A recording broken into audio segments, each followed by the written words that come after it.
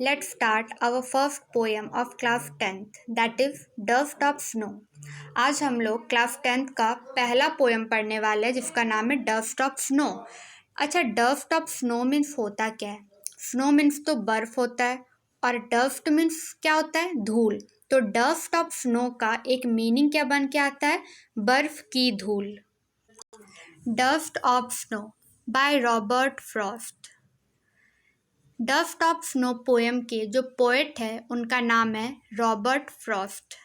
ये बहुत ही छोटा सा एक पोएम है जो सिर्फ 2 स्टैंजा का दिया हुआ है आप लोगों के बुक में।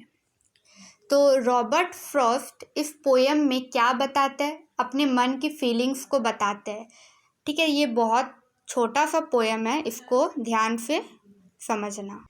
The way a crow shook down on me, the dust of snow from a hemlock tree has given my heart a change of mood and changed some part of a day I had ruled. अच्छा, इस poem में hemlock tree लिखा हुआ है। तो hemlock tree means होता क्या है, ये देखने में कैसे लगता है? तो हम एक पिक्चर को देखकर इसे समझते हैं। देखो, ये है हेमलॉक ट्री। हेमलॉक ट्री में वाइट एकदम छोटा छोटा फ्लावर्स लगा हुआ रहता है और ये क्रिसमस ट्री के ही जैसा देखने में लगता है। ये बहुत ऊंचा होता है और ये पॉइजनस होता है, जहरीला ट्री है ये हेमलॉक ट्री। ठीक है, और इसमें छोटे छोटे वाइट फूल लगे हुए रहते हैं।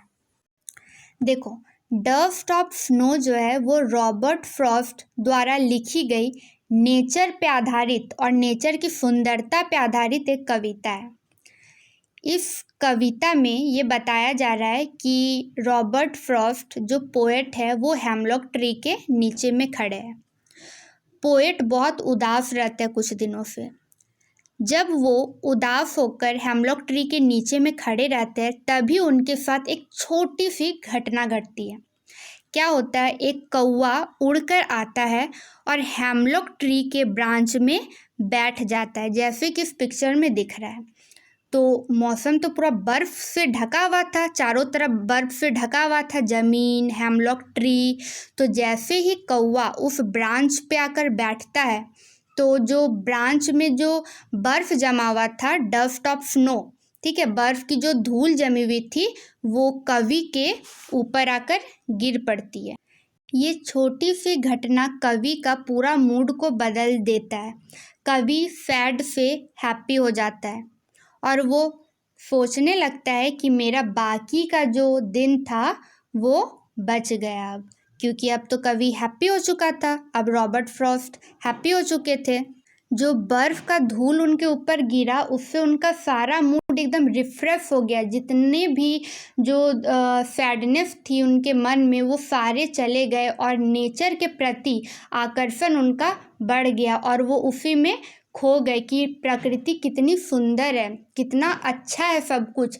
वो उनका दिमाग एकदम रिफ्रेश हो गया और जितना भी उनके अंदर में सैडनेस था वो सब कुछ भूल गए और वो ऊपर देखकर वो हैप्पी हो जाते हैं और कहते हैं कि चलो अब मेरा बाकी का दिन बच गया। अभी तक हम जितना सैड थे, ठीक है, वो चला गया, लेकिन अब मेरा जो आने वाला जो दिन है वो मेरा कम से कम बच गया। क्योंकि ऐसा क्यों बोल रहा है रॉबर्ट फ्रॉस्ट? क्योंकि अब रॉबर्ट फ्रॉस्ट हैप्पी हो चुके थे उस छोटी घटना के कारण।